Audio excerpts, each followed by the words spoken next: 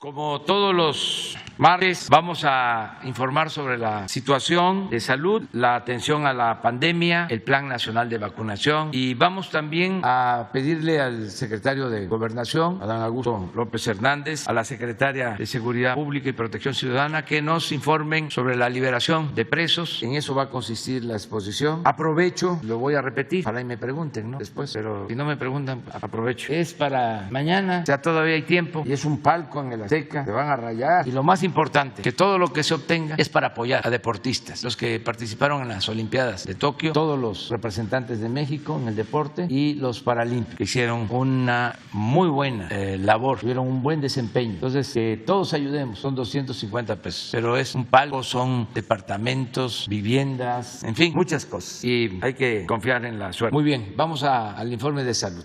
Con su permiso, señor presidente, muy buenos días a todas, a todos ustedes, los saludo con afecto. Pues seguimos con la actualización del tema de los medicamentos adquiridos por el sector salud para nuestra población. Nuevamente les señalo que la demanda del sector salud incluyó, la primera por favor, 1,840 claves y se han recibido 101.7 millones de piezas al día de ayer. En la siguiente tabla, del lado izquierdo, se presentan las órdenes de suministro de insumos médicos para cada una de las instituciones y como pueden ver, hasta el 3 de septiembre, la semana pasada habíamos recibido 391.414.153 piezas y ayer se agregaron 9 millones, muy buena semana, 415.590 piezas derivadas de 1.532 órdenes más de suministro, que fueron a las que me refiero. Del lado derecho se muestra, como ya lo conocen ustedes, el mes de entrega de junio a septiembre y al final la meta a alcanzar en diciembre, en que llegaremos al total de 400.829 millones de piezas como compromiso para este año. En la siguiente tabla, y esta es nueva, les muestro las piezas recibidas en respuesta a peticiones, en respuesta a reportes de desabasto que se sucedieron en Baja California, Oaxaca, Sinaloa, Tabasco y Tlaxcala, como ustedes ven, para atender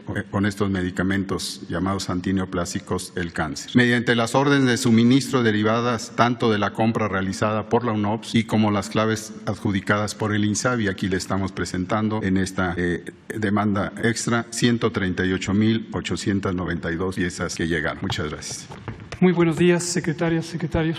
Muy buenos días, tengan todas y todos ustedes. Vamos a compartir la información semanal sobre la epidemia de COVID-19 y el avance que seguimos teniendo del programa de vacunación contra COVID. Si me pasan la primera imagen, por favor, donde vemos la curva epidémica de casos estimados, en la que se muestra que continúa la reducción de la epidemia a nivel nacional. Y son ya las 32 entidades federativas las que tienen una clara tendencia de reducción de los casos y, como ha ocurrido desde que inició la vacunación y se lograron porcentajes importantes de cobertura, de protección, la enorme mayoría de los casos que existen todavía son casos leves. Seguimos viendo que de las personas hospitalizadas, arriba del 95% son personas que no se vacunaron, por lo cual hacemos un llamado nuevamente a vacunarse. La vacunación contra COVID es el elemento de protección específica más importante. La vacuna logra protecciones hasta del 100% contra la posibilidad de tener casos graves y desde luego contra el peligro de morir por COVID. Las vacunas, todas las vacunas que estamos utilizando en México, son las mismas que se utilizan en varios otros países, son altamente eficaces, altamente efectivas y recomendamos vacunarse lo más pronto posible a todas las personas adultas, que son todo el segmento de población que tiene riesgos mayores. La siguiente imagen lo que nos muestra es la tendencia de ocupación hospitalaria, continúa a la baja ya por 6 semanas consecutivas, se están empezando ya a desocupar los hospitales COVID en la medida en que hay más personas que se dan de alta con recuperación que personas que ingresan de primera vez por tener COVID. Y una inquietud que nos parece completamente importante atender por parte de la sociedad puede ser que con la apertura de las escuelas surgiera la inquietud de que esto podría exponer a riesgo a las niñas, a los niños, a los adolescentes o que se pudiera reactivar la epidemia porque se han abierto las escuelas. Por eso, en anticipación a que se abrieran las escuelas y en perfecta coordinación con la maestra Delfina Gómez Álvarez, la secretaria de Educación y todo su equipo, estamos monitoreando monitoreando esto muy estrechamente. Presentamos el resultado de esta semana en la siguiente imagen, donde vemos el seguimiento de lo que presentamos el martes reciente, el martes pasado. No se muestra que haya incremento de los casos en personas menores de edad. A pesar de que llevamos ya 2 semanas desde que se abrieron las escuelas, el pasado 30 de agosto, no ha repuntado la epidemia en personas menores de edad. En general va a la baja, pero en el grupo específico de menores de edad no se ve indicación de que esté repuntando. Menos del 10% de los casos que se registran son en menores de edad y más del 95% de los casos en general son casos leves. Esto nos da mucho gusto. Por supuesto, seguiremos monitoreando y estaremos pendientes de cualquier eventualidad. Finalmente, respecto a la vacunación, vamos avanzando bien. Seguimos poniendo arriba de 500,000 dosis en promedio por día.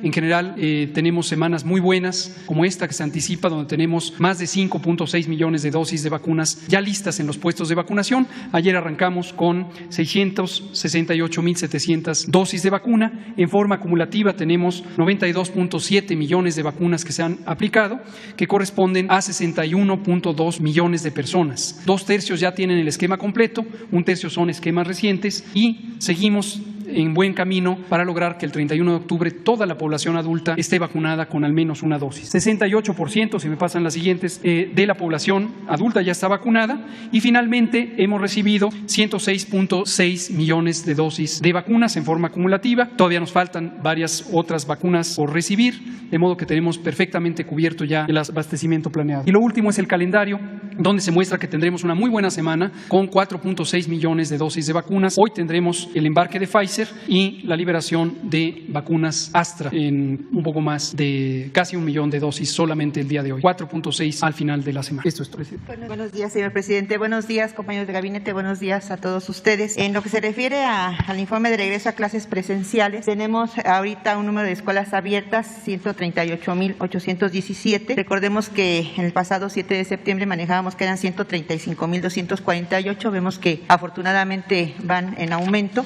En lo que se refiere a alumnos que regresaron a las aulas, tenemos 13,220,916, a diferencia de la semana pasada que teníamos 12,782,555. Y en lo que se refiere a trabajadores de la educación que regresaron a las aulas, tenemos ahorita 1,263,089. También la semana pasada teníamos 1,200,250. Estos datos nos señalan o nos dan la oportunidad de reflexionar que hemos ido aumentando en lo que se refiere a ese reingreso y yo lo celebro mucho.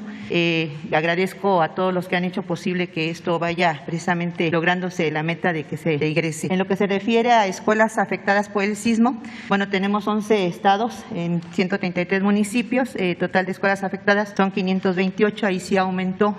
Ahorita es precisamente por lo que ha sucedido lamentablemente en Ecatepec. Lo que se refiere a Tlalnepantla ya se fue a hacer un recorrido, afortunadamente no hay escuelas alrededor, son más viviendas que escuelas, pero aún así nos sumamos a lo que podamos apoyar. Y bueno, algunas fotografías en donde vemos precisamente la situación que se da dentro de la interacción dentro de una institución.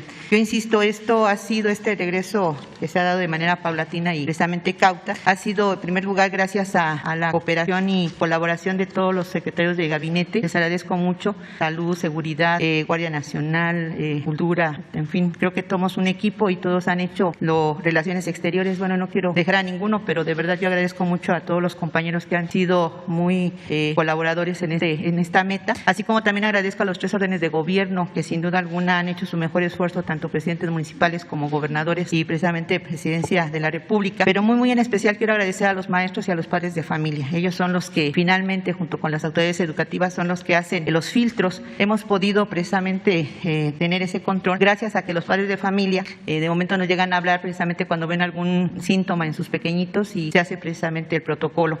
Junto con ello también seguimos fortaleciendo lo que es el apoyo a los maestros en lo que se refiere a la parte socioemocional, que insistimos es lo que nos debe de ahorita priorizar mucho en nuestros niños, esa confianza. Y yo les puedo decir que las escuelas que hemos podido visitar, los niños están felices y están muy contentos de estar precisamente en sus escuelas. Nada más darles esa confianza, seguir trabajando con ellos en ese cuidado. Y por ello tenemos lo que es precisamente un apoyo de este curso, que es precisamente regreso a clases, que es precisamente con apoyo de la Secretaría de Salud y a la las cuales los invitamos. Ahorita ya llevamos más de 800,000 precisamente beneficiados. Ahí está la página, es precisamente con la intención de ver cómo podemos regresar de manera certera y más precisa. Y está dirigido a precisamente educación básica, el de retorno seguro. Ya se va actualizando. Tenemos también lo que es educación media superior y también tenemos la atención para educación superior. Insisto, ahorita ya se abre para padres de familia. Están cordialmente invitados todos los padres de familia o ciudadanos que quieran tomar este curso. Está muy interesante, muy preciso para todo aquel que quiera tener conocimiento acerca de precisamente los manejos de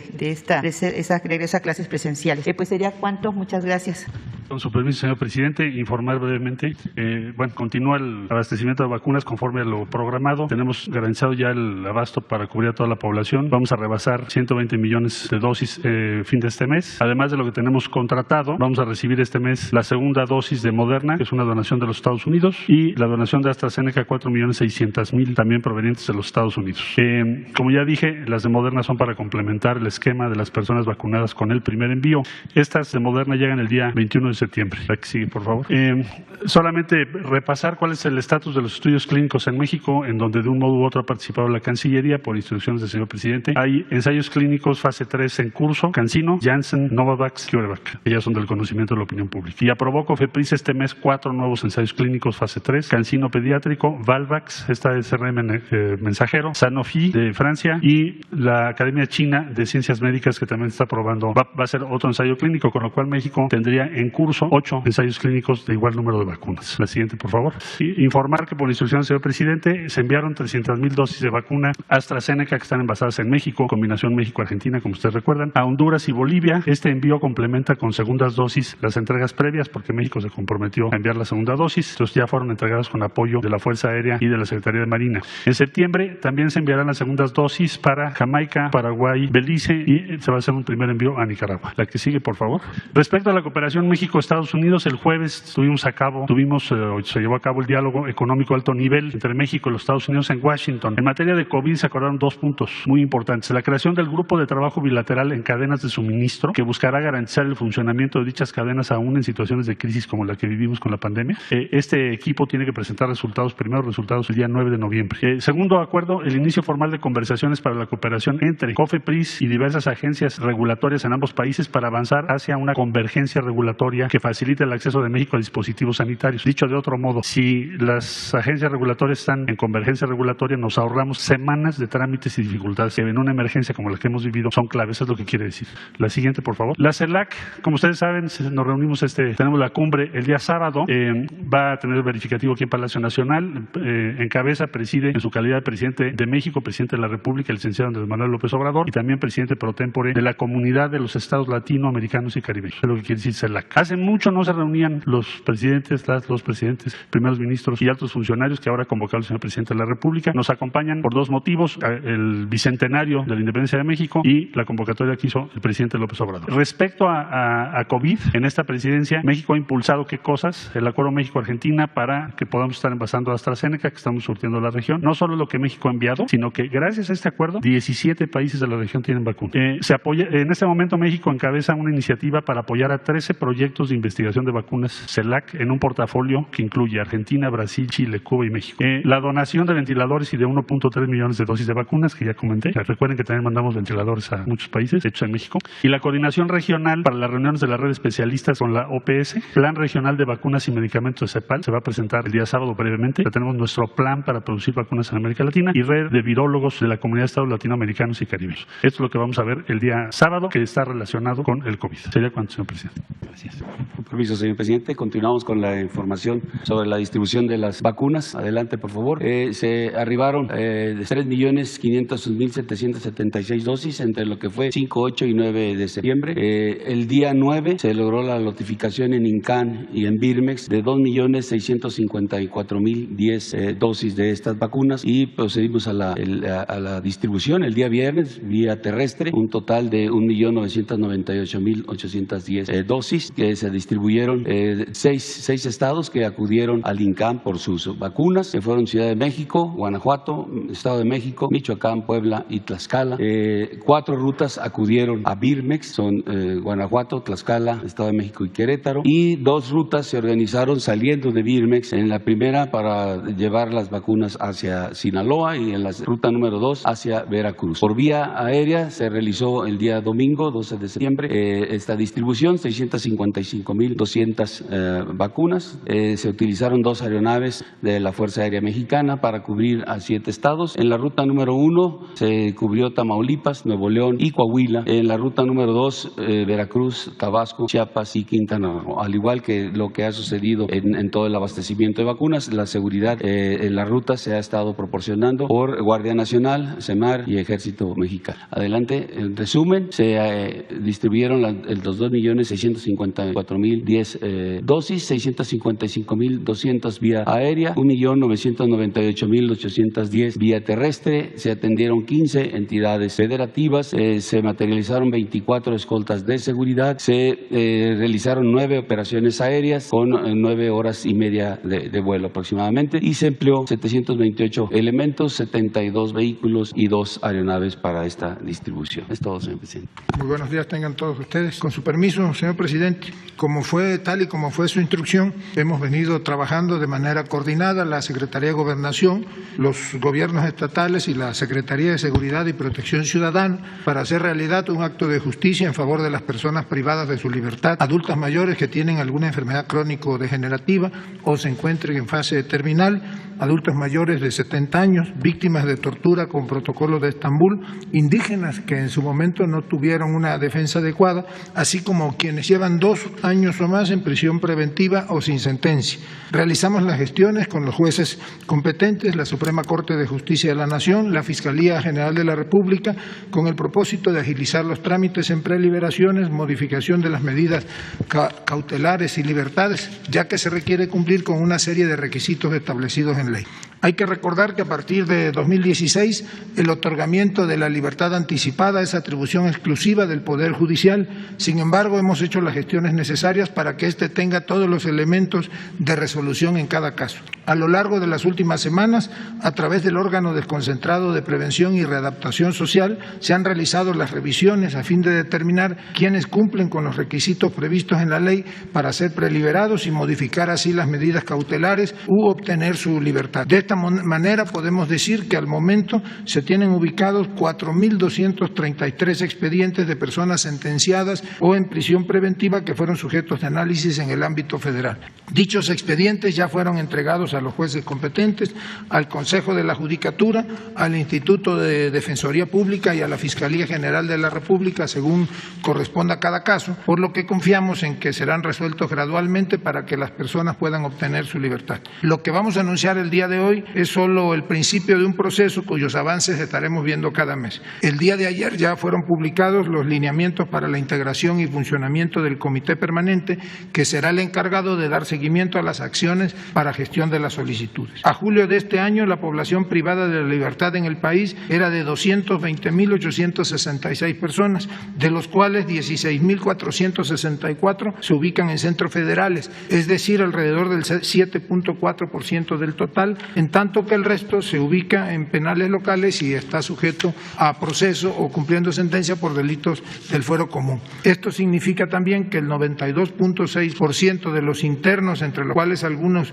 podrían acceder a los beneficios, están, como dijimos, en el ámbito local. El acuerdo señala que no podrán acceder al beneficio de la preliberación quienes estén procesados por delitos contra el libre desarrollo de la personalidad, trata de personas, delincuencia organizada, secuestro, ni otros delitos que merezcan prisión preventiva oficiosa, los cuales en su mayoría son del fuero federal. Por ello, además de las gestiones realizadas en materia federal, estamos fortaleciendo el trabajo coordinado con los gobiernos de los estados a fin de que se realicen los trámites necesarios para hacer efectivo este beneficio, como lo señala el acuerdo. Ya entre ayer y hoy los gobiernos de los estados nos han hecho llegar ya su relación. Gobierno de Chiapas y Gobierno de la Ciudad de México ya publicaron sus respectivos acuerdos para iniciar el trámite de preliberación participación. En el caso de Chiapas, 180, en el caso de la Ciudad de México, 40 ya están sujetos a este beneficio. Hemos pedido pues al resto de los gobiernos en las entidades que desde el ámbito de sus atribuciones y facultades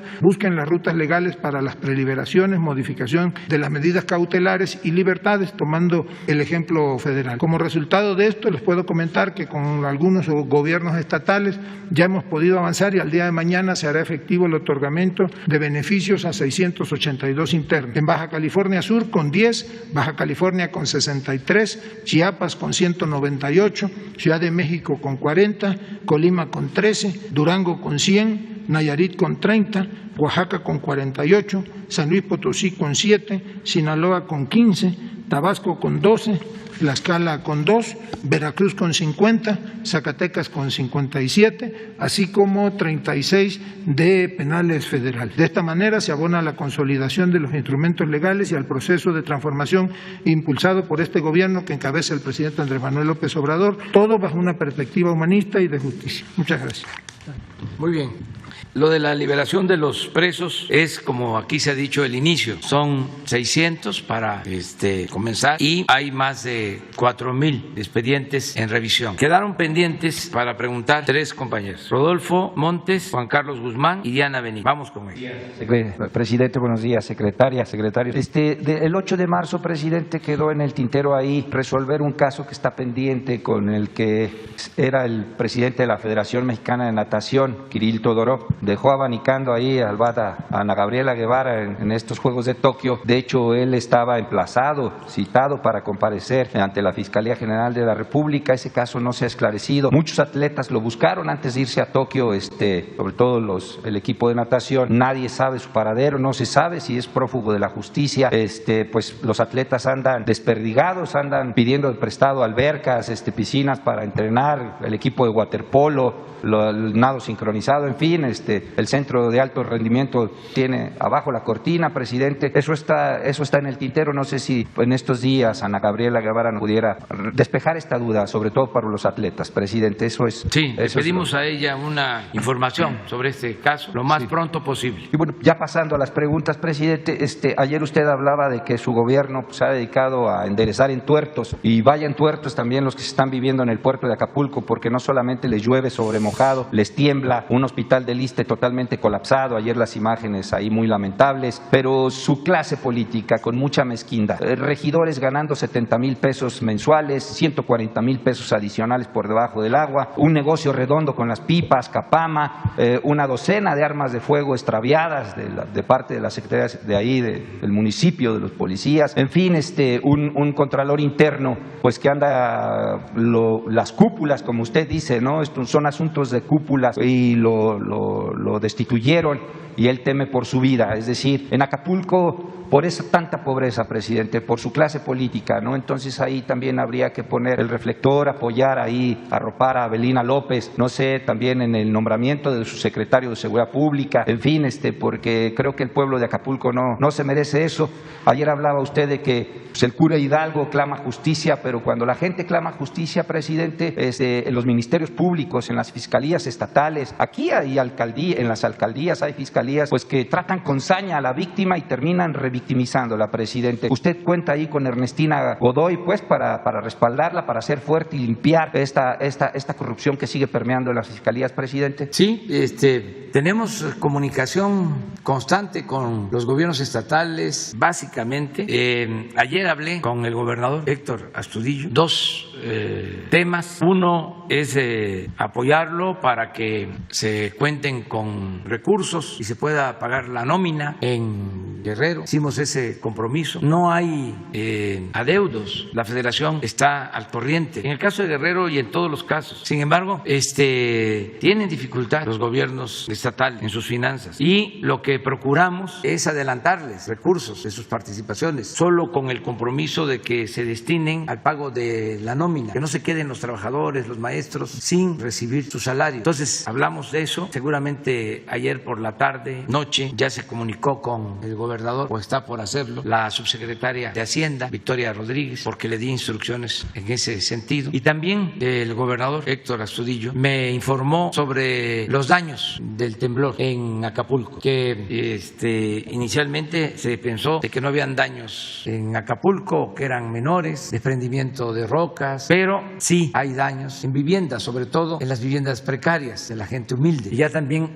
hablé ayer mismo con el secretario del Bienestar para que se inicie un censo y se apoye a los que fueron afectados en sus viviendas. Y vamos a seguir ayudando a Guerrero. Es un estado que demanda de mucho apoyo. Lo estamos haciendo. Yo puedo demostrar que hay 3 estados, los más pobres, que son los que más apoyo reciben de los programas de bienestar. Es Guerrero, Chiapas y Oaxaca. Pero hace falta más. Y no vamos nosotros a dejar solos a los presidentes municipales, presidentas municipales, ahora que se van a llevar a cabo los cambios, y desde luego a la próxima gobernadora, que se le va a apoyar para que sigamos gobernando en beneficio de la gente de Guerrero, sobre todo de la gente más pobre. Es mi compromiso. Hay abusos, se tienen que ir eliminando. Mencionas lo que ganan los regidores. Es oportuno hacer un llamado para que se moderen en lo que reciben los regidores de todos los ayuntamientos, con la excepción, y ojalá y sigan el ejemplo,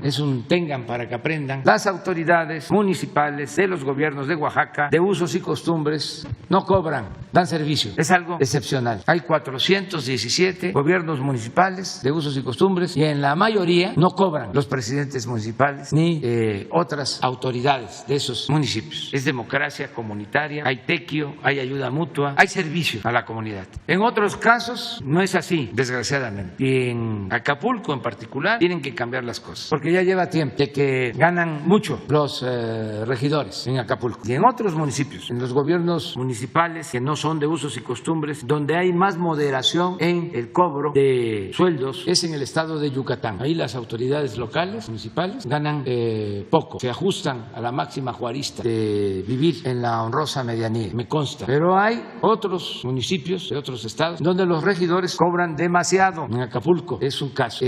Y llegaban a cobrar, ahora dice 70,000, pero llegaban a cobrar hasta más de 100,000. 140,000 por debajo del agua, presidente, sí, 210,000 en total. Sí. Una cosa era lo formal, y cada vez que los presidentes municipales requerían que les firmaran algo, ahí había un moche adicional. Por eso, cuando se celebraban elecciones, se inscribían hasta 2,000, 3,000 para ser regidores. No buscaban ser presidentes municipales, les interesaba ser regidores por lo que recibían más los moches. Entonces, ojalá y eso se termine. Desde luego corresponde a los gobiernos estatales, que son libres, que son soberanos, pero se tiene que decir, que se conozca, porque no se puede abusar de esa forma, de esa manera. Y ojalá y en los estados se promovieran reformas para que no haya tanto regidor, que se reduzcan. En algunos casos hay 7, 9, 11, 15. ¿Para qué tanto? La otra cuestión son los congresos locales, también con todo respeto. Para tener los votos asegurados, pago en cantidades excesivas al legislador. Y adicional, eso sobre todo en el Estado de México, a cada legislador un presupuesto para entregar materiales de construcción. ¿Qué tiene que ver un legislador con entregar materiales de construcción si su función es legislativa? Para eso existe el Poder Ejecutivo. Ese mismo modelo fue el que trajeron, el que se trasladó a lo federal, con los moches a los diputados, que les daban a los diputados federales una cantidad de presupuestos, y ellos decidían cómo invertir ese dinero. Ya lo dijimos hace unos días, 3 ramos manejaban el presupuesto: banquetas y calles. Por eso banquetas buenas de repente las destruían para volverlas a construir, porque tenían que justificar eso. Entregaban los diputados a los presidentes municipales, a los delegados, esos oficios de autorización, les daban el dinero y ellos recibían un moche por bajar presupuesto de esa forma. Unidades deportivas, casas de cultura, eso estaba apartado. Así era antes, nada más que ya nadie se acuerda de esa corrupción, pero tenemos que ir limpiando y no permitir. Ahora enviamos nosotros la ley de ingresos y el presupuesto, y nada de que, para obtener los votos de este partido nos dan esto y cuenten con nuestros votos. No, primo hermano, eso era antes. Ahora es lo que diga mi dedito. Así no. El presupuesto es un instrumento para el desarrollo del país. Es dinero del pueblo. No es para que se maneje de manera facciosa en beneficio de unos cuantos. Llegué aquí a decirles, ya les dejo la tarea de que lo investiguen, de que con esos moches uno Uno que era líder de un grupo legislativo llegó a ser gobernador a ese extremo. ¿De Querétaro? Investíguenlo. Ustedes son mirones profesionales. Ahí se los dejo de tarea. Bueno, Mencionó a Héctor Astudillo, ya invitó a 2 gobernadores. El gobernador de Guerrero está próximo a salir también. ¿Lo va a incorporar a su equipo, a su gabinete? vamos a ver, estoy invitando a dirigentes, a servidores públicos de todos los partidos, buscando desde luego que sea gente que esté bien valorada después de que termina su gobierno. Por ejemplo, invité para que se presente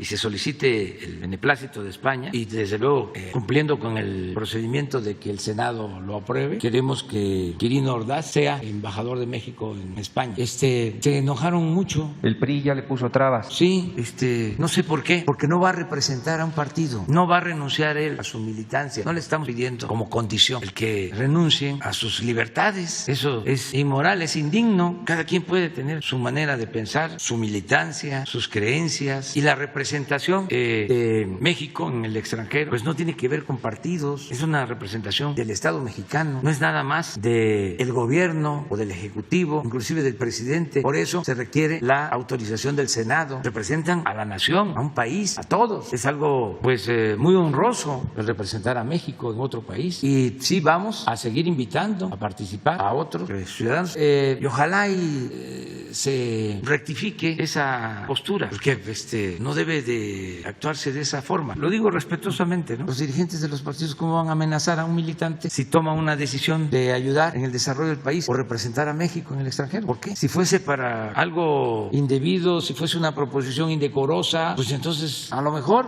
hasta la expulsión. Pero si se trata de ayudar al país, en este caso es sabido que no son buenas las relaciones con España y que estamos procurando que se mejoren, y consideramos que va a ayudar mucho Quirino Ordaz con este propósito. Y sí vamos a seguir invitando a otros gobernadores y a otros dirigentes que han hecho un buen trabajo. Invité al gobernador de Nayarit, Toño Chavarría, porque hizo un buen trabajo. Yo estoy recorriendo constantemente el país y sé cómo los ve el pueblo, cómo los califica. En el caso de Nayarit duró 4 años, y antes era una situación muy difícil de inseguridad en Nayarit. Era un infierno, me consta. Bueno, me tocó ver cómo acribillaron a unos presuntos delincuentes en un helicóptero en la noche, un bombardeo, así como se acostumbraban, una masacre. Hasta protesté. Entonces así estaba Nayarit. Y se cambia el gobierno y las cosas pues son distintas, independientemente de otras acciones. El garantizar la paz, la tranquilidad es importantísimo. Entonces por eso lo invité. Lo de Ernestina Godoy es su aliada para limpiar, para purgar ella es fiscalías. Muy buena, pero depende del gobierno de la Ciudad de México. Yo la conozco, Ernestina, es una mujer íntegra, honesta,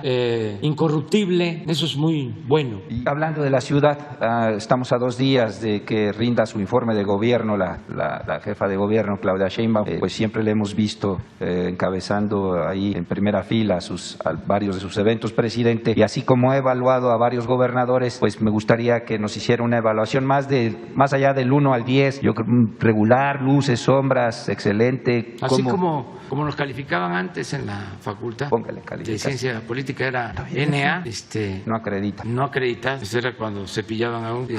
Luego S, suficiente, B, buena, y MB, muy buena. ¿Y la E, de excelente? No había. La ponemos. No, vamos a quedarnos con esas 4. Tiene MB, Cloud, MB. Y hay otros servidores públicos del gobierno que también tienen MB. Y en estas señales... Casi todos, MB, está muy bien. Pero de gobiernos independientes, autónomos, soberanos, como el gobierno de la ciudad, Claudia, de primera, MB. Y ya viendo estas señales rumbo al 2024, pues ya los analistas y todo el mundo, pues ayer vieron el fin de semana una imagen muy sugerente, que ya se mancuernaron el canciller y el senador Ricardo Monreal ayer estaban en Zacatecas un poco. No, ellos son amigos, todos son amigos, todos son compañeros, todos tenemos un propósito superior, que es la transformación de nuestro país. Bueno, vamos a pasar ya. Gracias. Feliz cumpleaños, secretaria de Seguridad. Muy bien.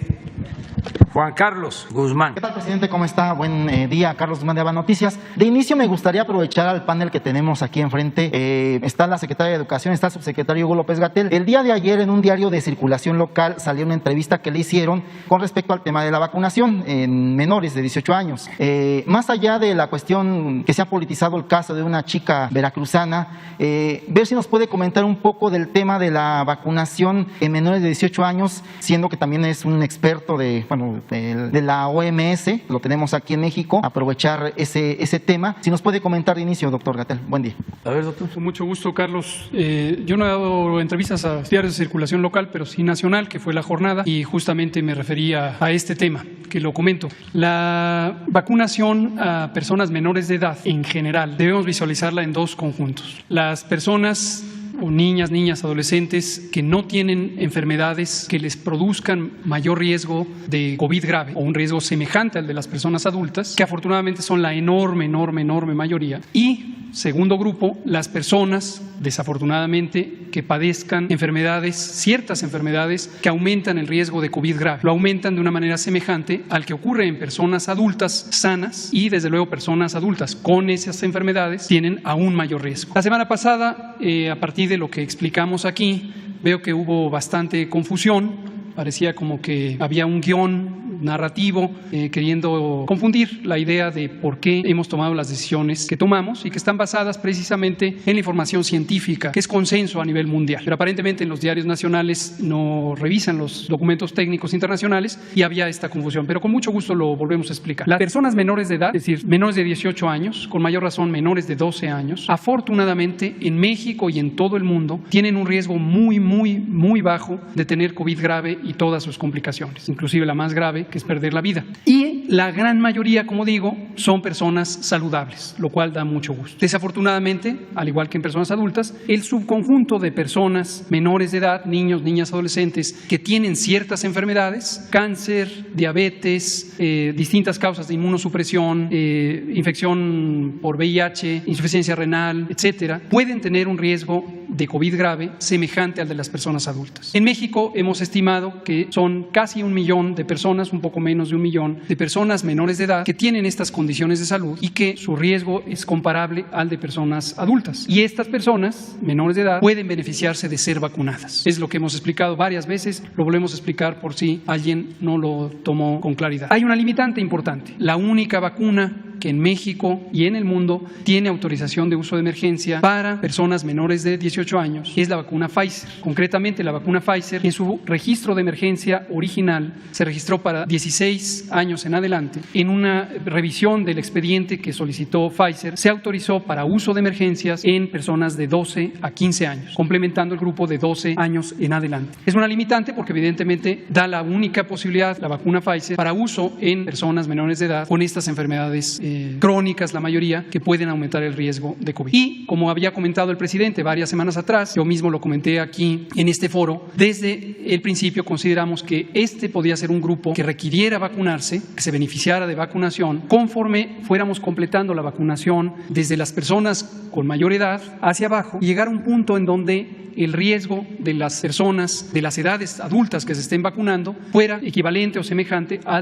este grupo de niñas, niños que tienen enfermedades crónicas. Y en ese momento incorporaríamos en paralelo esta vacunación para ese subgrupo específico. Pero dejo en claro, muy distinto a la idea de vacunar en forma generalizada a niños y niñas adolescentes, que hasta el momento la Organización Mundial de la Salud y muchas otras agencias globales y también nacionales de salud pública en Europa, en Oceanía, en Estados Unidos, en Canadá, no han recomendado la vacunación generalizada de niños, niñas y adolescentes que sean saludables. Último elemento, aprovechando que comentamos estas cosas. Hace cerca de 7 semanas en este mismo foro hablamos del tema de la tercera dosis o la dosis de refuerzo, o segunda para las vacunas de una sola dosis en el esquema original. Ayer también fue noticia, fue primeras planas en Estados Unidos, aquí diarios de circulación nacional lo reportaron, hoy hay varios que lo sacan en primera plana, una publicación de un grupo de personas expertas de la Organización Mundial de la Salud, de la FDA de Estados Unidos, de varias agencias internacionales de salud. Con mucho orgullo podemos identificar ahí al doctor Alejandro Cravioto, un experto mexicano en el tema de vacunación, quien es nada menos ni nada más que el presidente del Grupo de Asesoramiento Estratégico de la OMS en materia de vacunación, es coautor de esa publicación en la revista Lancet. ¿Qué es lo que dice el artículo? Hace una síntesis de la información publicada en los distintos artículos científicos y llega a la conclusión de que no se requiere en este momento tener una dosis de refuerzo, tercera para los esquemas de 2, segunda para los esquemas de 1, como la vacuna CanSino.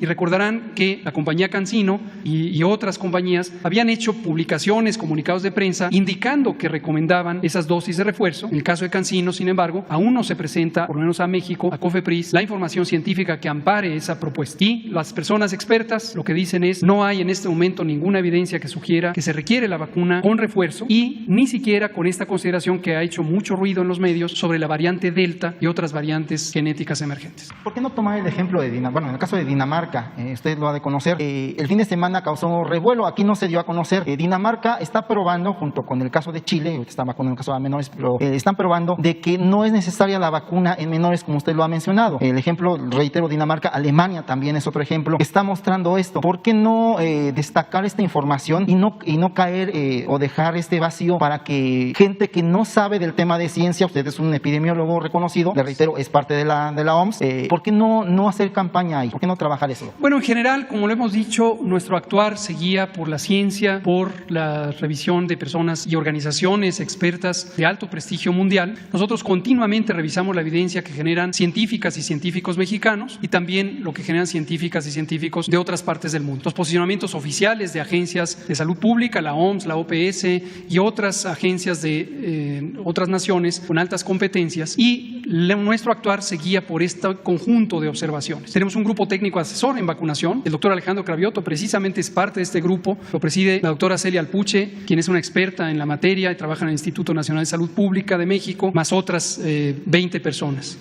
Lo que vemos es muchas veces, también lo comentamos durante las múltiples conferencias vespertinas, lo hemos dicho aquí también en la mañana, desafortunadamente la información publicada en los medios, con todo respeto a todos los medios de información y a los columnistas también, que a veces les gusta ser prolíficos en sus observaciones, pero desafortunadamente hay una importante desconexión entre la realidad científica, la evidencia técnica y lo que sale en los medios, y a veces se toman como verdades científicas cosas que no son, como el riesgo de una enfermedad más grave con la variante Delta, que no es el caso, como la necesidad de dosis de refuerzo, que no es el caso, como la idea de que hay que anticipar la vacunación en forma generalizada a niñas, niños y adolescentes, y muchísimas otras cosas. A veces el uso de ciertos medicamentos que no tienen mérito científico se ha promovido desde los foros de los medios de información. Este fenómeno es al que se le llama la infodemia. La propia Organización Mundial de la Salud lo reconoció explícitamente como un problema también para el manejo de la epidemia. Pero nosotros seguiremos dando toda la información y siempre respondiendo a preguntas, y tenemos nuestro sistema de datos abiertos e información en el portal Coronavirus, y la verdad es que es un elemento que merece la pena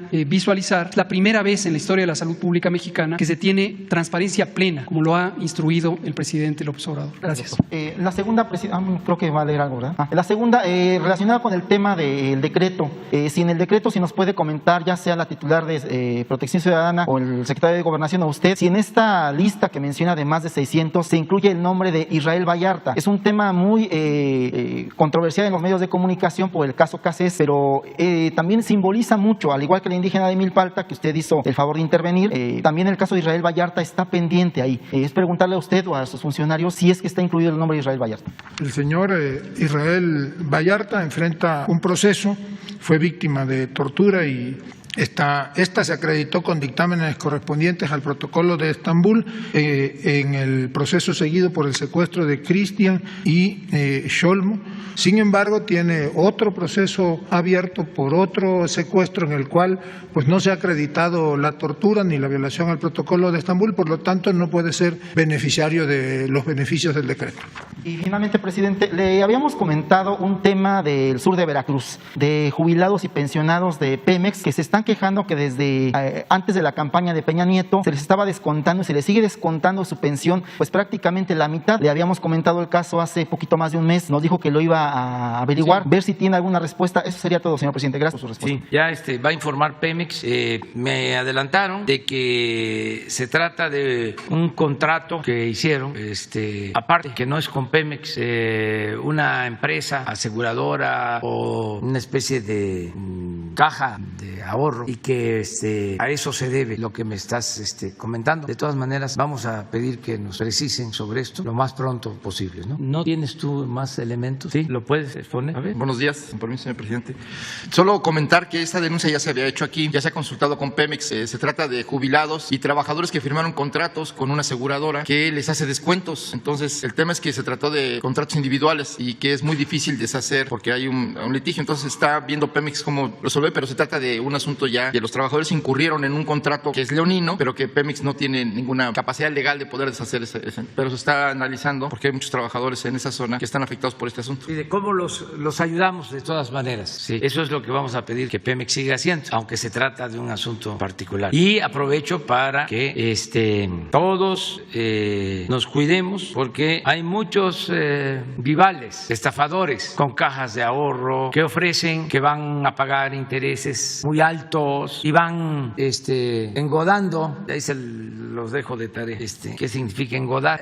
Van enamorando, cautivando. La primera vez les dan bastante de participación, puede ser que una segunda vez, y de repente desaparecen y se llevan todo. Fraudes. Todavía acabo de estar en Motocintla, allá en los límites de Chiapas con Guatemala, en la sierra, y unos defraudados de cajas de ahorro. Gente mayor, gente pobre que va juntando sus recursos y los ahorra en estas cajas y los defraudan. Estamos ahora por terminar de ayudarlos. Hice ese compromiso y aprovecho para recordar a los servidores públicos a los que les di la instrucción de que se atiendan. No vaya a ser que yo regrese a Motocintla y todavía esté el problema, que ya hicimos el compromiso de ayudarlos. Bueno, miren, hay una información importante. Hoy se termina de vacunar con segunda dosis a todos los municipios fronterizos del norte, municipios limítrofes con Estados Unidos. Esto se lo encargamos a Rosa Isela Rodríguez y ella cumplió. ¿Por qué no nos informa? Y si se puede poner la lámina, porque esto ya permite que se abra por completa la frontera. A ver. Muy buenos días, con su permiso, señor presidente.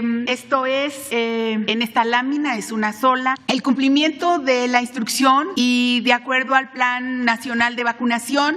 Hoy se terminan las 64,000 dosis que nos faltan por aplicar en la frontera norte. Hoy finalmente estamos en 5 municipios: Miguel Alemán, Camargo, Díaz Ordaz, Matamoros y Río Bravo. Ya son poquitas las personas que faltan. Decir que se aplicaron 3,800,000 del 17 de junio a el día de hoy, y es importante que en estos 3 meses contamos con el apoyo, la participación de todas las instancias del gobierno federal y de los gobiernos de los estados. Agradecer mucho su participación y decir que se acabó con Baja California con todos los municipios. Sonora fueron 12 municipios fronterizos, también Chihuahua, los 8, Coahuila, otros 8, Nuevo León 1, y estamos hoy por terminar Tamaulipas. Así que terminamos con 45 municipios. Señor presidente, de acuerdo a la instrucción que usted nos dio, ya cumplimos y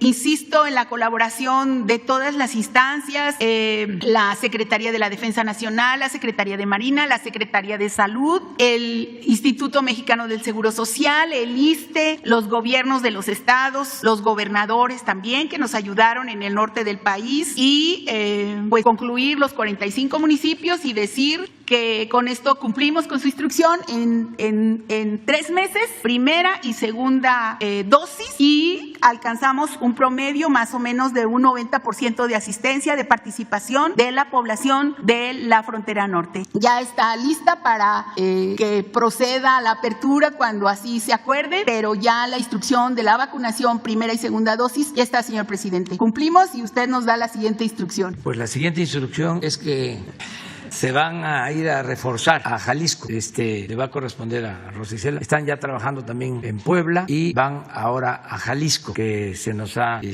atrasado. Vamos a reforzar con seguridad pública y con la Guardia Nacional la vacunación en ese estado, como se está haciendo en Chiapas, que también quedó rezagado, con el Seguro Social. Allá está de responsable Zoe Robledo. En Guerrero se avanzó mucho con la participación de la Secretaría de Marina, y en el caso de Oaxaca y de Veracruz nos está ayudando a reforzar la Secretaría de la Defensa Nacional, porque tenemos el compromiso, y se va a cumplir, de terminar de vacunar aún con una dosis a todos los mayores de 18 años para finales de octubre. Vamos a terminar. Diana Benítez. Buenos días, presidente, secretario, subsecretario. Diana Benítez, del periódico El Financiero. Ha generado mucha polémica esta invitación que se hizo al presidente de Cuba para los festejos patrios. Incluso el expresidente Felipe Calderón decía que es inaceptable el protagonismo que se le está dando. No sé si nos puede comentar específicamente cómo va a ser la participación del presidente de Cuba en estos festejos patrios y también cuántos de los integrantes de la CELAC han confirmado su participación en esta reunión y si entre ellos estaría el presidente Nicolás Maduro, por favor. Bueno, sobre lo primero, mire, todo este año es de conmemoraciones porque estamos celebrando, recordando los 700 años de la fundación de México Tenochtitlan, alrededor de 700 años, porque hay polémica sobre el año exacto. Entonces se decidió que este año conmemoráramos la fundación de la Ciudad de México, la capital antes de Tenochtitlán.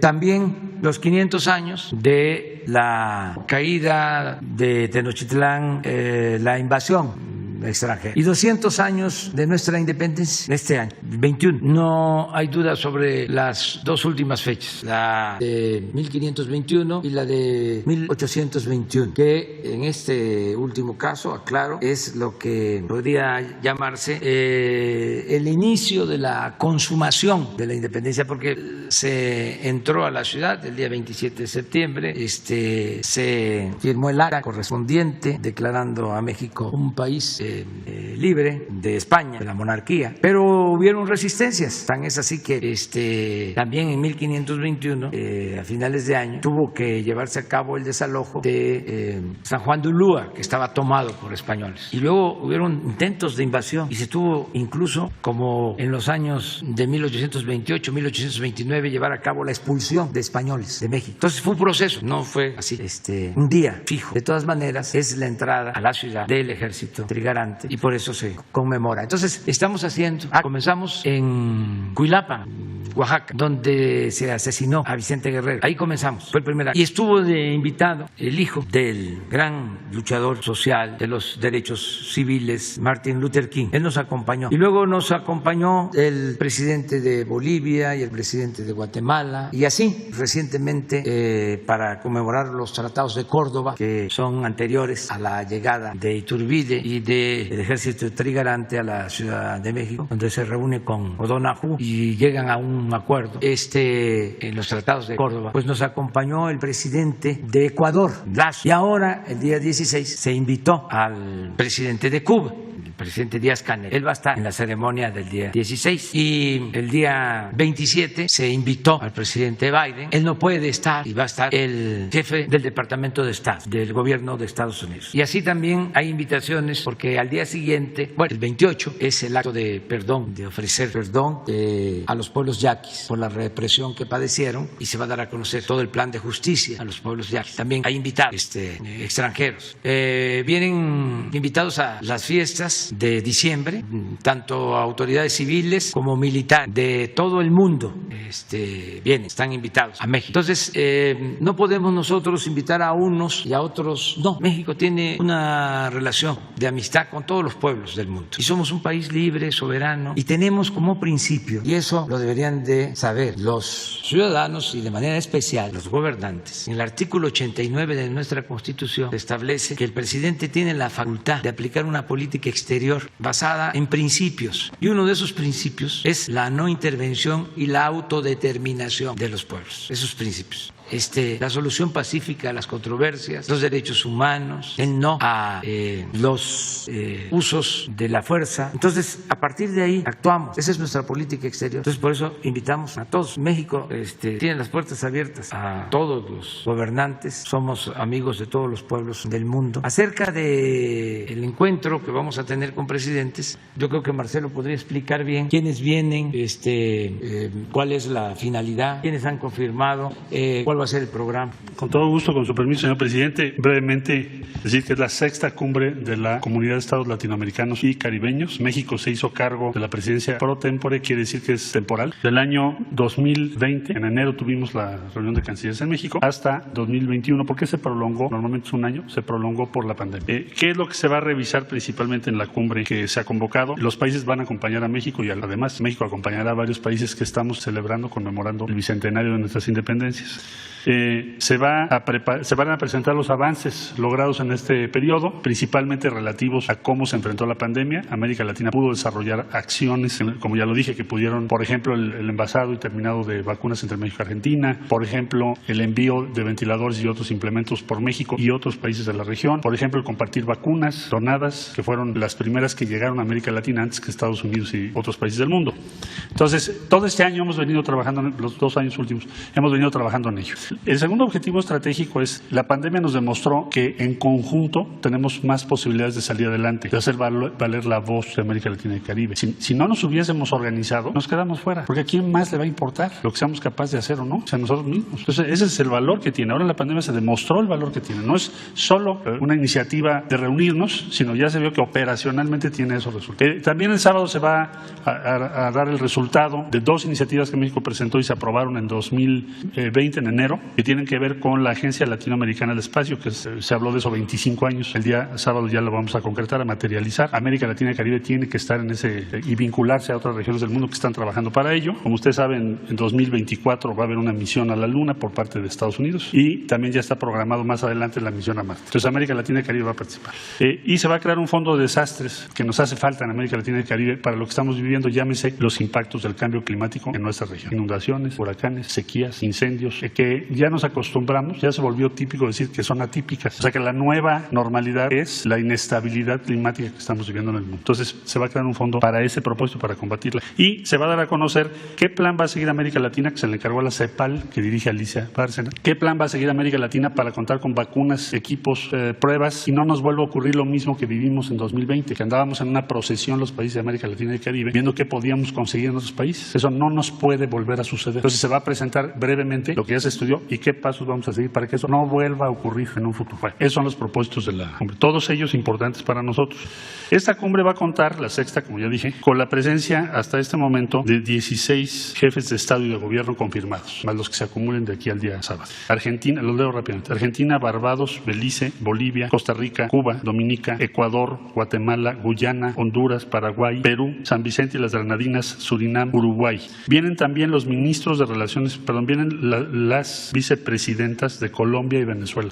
Vienen los ministros de Relaciones o las ministras de Relaciones Exteriores de Antigua y Barbuda, Chile, El Salvador, Granada, Haití, Jamaica, Nicaragua, Panamá, República Dominicana, San Cristóbal y Nieves, Santa Lucía, Trinidad y Tobago. Y tenemos 2 organismos internacionales relevantes presentes como invitados, la CEPAL, que ya mencioné, y Charles Michel, presidente del Consejo Europeo de la Unión Europea. Eso va a ser la cumbre del día sábado. Ciudad de México, sí, aquí en Palacio Nacional. Presidente, y ya que menciona que el presidente Joe Biden no puede venir en esta primera invitación que le hizo, pero se mantiene firme que tengan un encuentro presencial. Sí, está invitado el presidente Biden a venir a México. Ya lo hemos hablado, lo hablamos con su asesor Sullivan. Él lo consideró importante, de que independientemente de asuntos específicos como lo migratorio, eso fue lo que él me transmitió, a título personal él consideraba importante una plática directa entre nosotros, el presidente Biden y el presidente de México. Por eso está abierta la invitación. Ahora él no pudo, el día 27 viene el jefe del Departamento de Estado. Yo estoy analizando, esto no es relacionado con la entrevista, estoy analizando asistir a Naciones Unidas en noviembre, porque México va a ocupar la presidencia del Consejo de Seguridad de la ONU, y tanto el secretario Ebrard como el embajador en Naciones Unidas, el doctor Juan Ramón de la Fuente, me han sugerido que asista, que sería muy importante, porque México va a ser presidente o va a ocupar la presidencia del Consejo de Seguridad de la ONU, y que no está muy lejos, que podemos ir y regresar. Entonces lo estoy valorando, pero esto es para noviembre. Presidente, y un poquito retomando el tema que ya comentaba hace un momento de estas invitaciones que está realizando a gobernadores salientes, independientemente de que hayan realizado una buena gestión, ¿por qué recurrir a gobernadores emanados de otros partidos? Le preguntaría si en Morena ya no existen cuadros o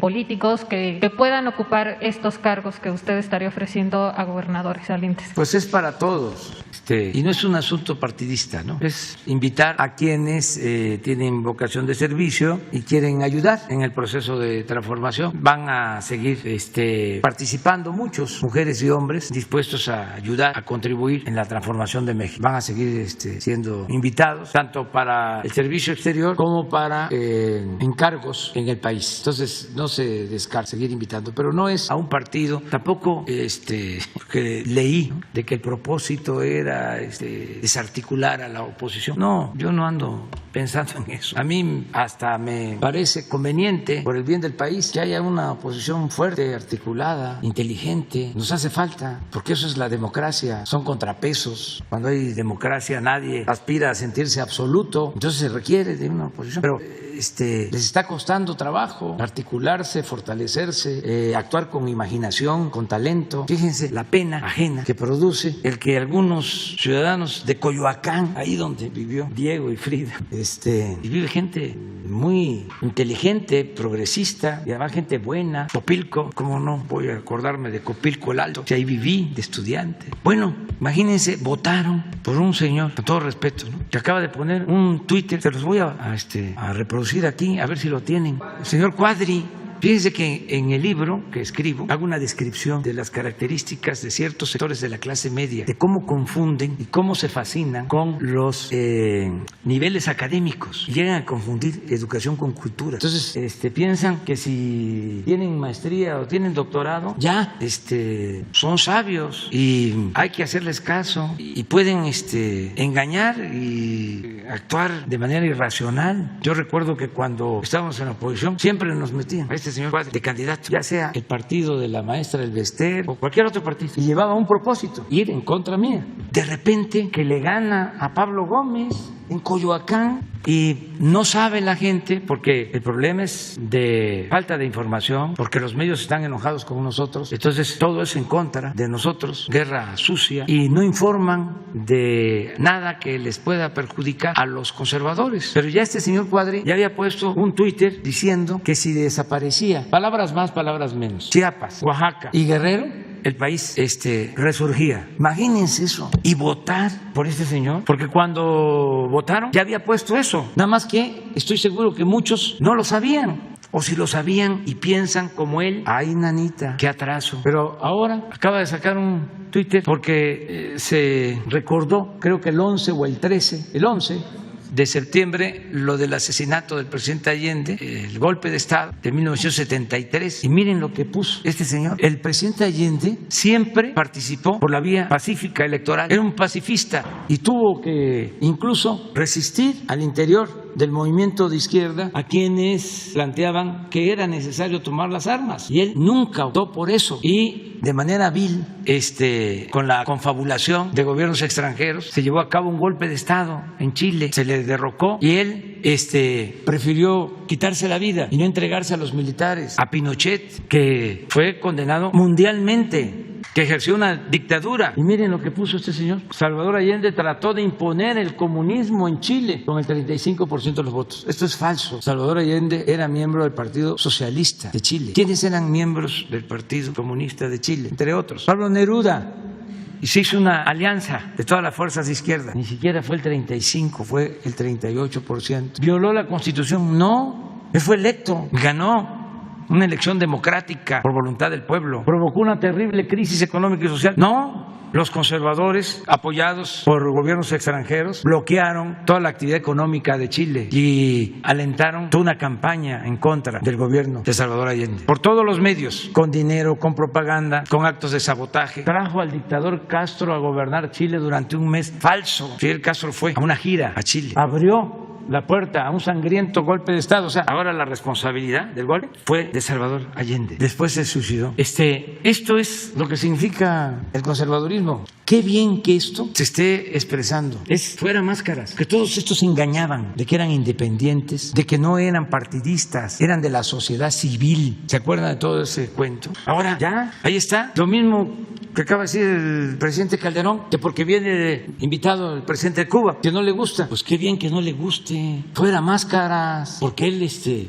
entrevistó con Raúl Castro. Nada más que son muy hipócritas. Entonces ahora estamos viviendo, pues sí, un momento estelar, porque ya no se puede fingir. Cada quien en su sitio. Pero esto muestra el bajo nivel del conservadurismo. Presidente, Decía Juárez que el triunfo de la reacción era moralmente imposible y la verdad están derrotados moralmente. Presidente, nada más dos acotaciones. ¿El presidente Díaz-Canel emitiría algún discurso el día del desfile? Sí, como lo hizo el presidente de Bolivia, como lo hizo el presidente de Ecuador, como lo hizo el presidente de Guatemala, igual, el mismo trato. Pero además nosotros tenemos relaciones de amistad con el pueblo de Cuba desde hace muchísimo tiempo. El embajador que más defendió al apóstol de nuestra democracia, Francisco I. Madero, fue el embajador cubano. Y la familia del presidente Madero, después de que lo asesinan, va a Cuba. Y hemos tenido una relación estrecha. Por eso el general Cárdenas defiende la revolución cubana. Por eso Adolfo López Mateos es el presidente que da la orden para que México vote en la OEA en contra de la expulsión de Cuba. Y siempre hemos tenido muy buenas relaciones y somos respetuosos de la independencia de los pueblos.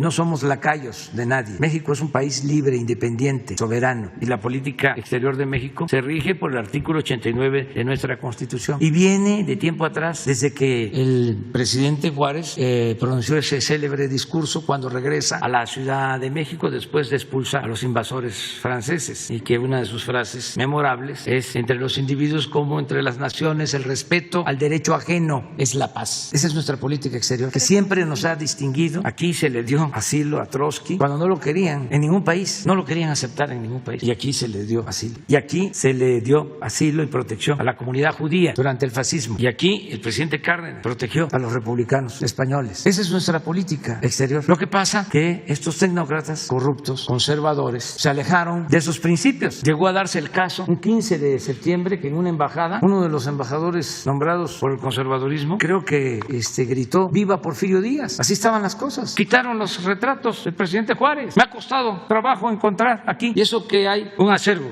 de pinturas, de estatuas en Hacienda. Me ha costado trabajo encontrar lienzos, pinturas de Cuauhtémoc, de el general Cárdenas, de Villa no hay nada, de Flores Magón nada, de periodistas como Daniel Cabrera, el hijo del Aguizote, nada, de Zarco nada. Me costó trabajo encontrar un retrato del general Cárdenas, aparte del que está en los pasillos como presidente. Lo tuve que mandar a hacer con un pintor de Mocorito, buen pintor. Me acaban de entregar un retrato del general Felipe Ángeles, de un gran pintor, creo que hidalguense, el de Mocorito y el de Hidalgo, muy buenos retratistas, pero eso sí, aquí tenemos todavía los jarrones de Maximiliano, y claro, ya es historia, son piezas históricas. Además, voy a ver si antes de que termine arreglo un poco la museografía, porque hay un jarrón de Maximiliano, 1865, que trajeron de Viena, con el águila y la corona, enfrente del retrato del presidente Juárez. Entonces no quiero que el presidente Juárez siga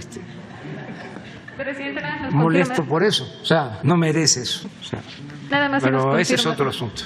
Por favor, si nos confirma, recibe hoy al nuevo embajador de Estados Unidos. Hoy por la tarde, hoy voy a dedicar, ya por eso nos vamos a tener que ir, hoy voy a dedicar a recibir cartas credenciales de alrededor de 20 embajadores, que les agradecemos mucho, que están representando a sus países, que este es un país hermano de sus naciones, de sus países que representan. Hoy vamos a llevar a cabo esa ceremonia, los voy a recibir uno por uno, son alrededor de 20 embajadores de acuerdo al protocolo, y por la tarde, porque es un número importante, viene el embajador de Estados Unidos, el nuevo embajador, por la tarde, no sabemos, como a las 6:30, a todos los consideramos huéspedes permanentes, distinguidos en nuestro país, los vamos a tratar como se merecen, con mucho respeto a todos. Entonces, ya nada más termino diciendo que mañana no vamos a tener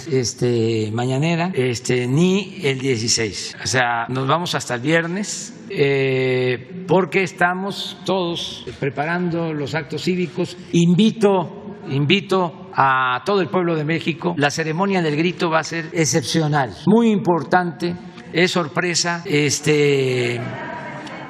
no va a haber asistencia porque tenemos que cuidar todavía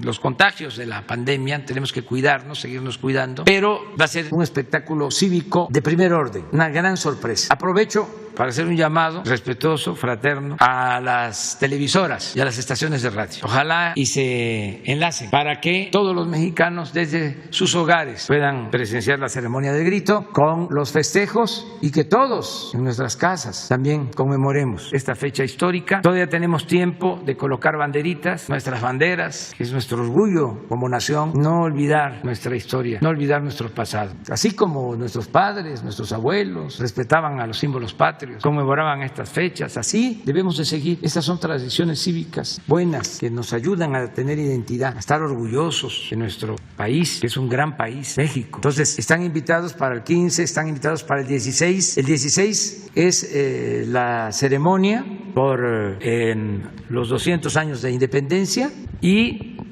también desfile militar el 16. El 17 tenemos la recepción de todos los presidentes que vienen al encuentro de la CELAC. El 18 es la reunión de todos los presidentes. Van a ser muy importantes los resolutivos. Si se logra un acuerdo conjunto de todos los países que participen, va a ser algo muy importante para nuestra América, que la CELAC es América Latina y el Caribe. Y el 19 temprano vamos a izar la bandera media asta, recordando a los que perdieron la vida con el terremoto de 1985, y vamos a continuar hacia adelante. El 27 son festejos, es una representación de la entrada a la ciudad del Ejército Trigarante. Se van a inaugurar exposiciones en antropología, códices, piezas que se obtuvieron por gestiones ante gobiernos de Europa y también de América. Van a ser estas piezas, estos códices exhibidos en antropología y en la Secretaría de Educación Pública. 27. El 28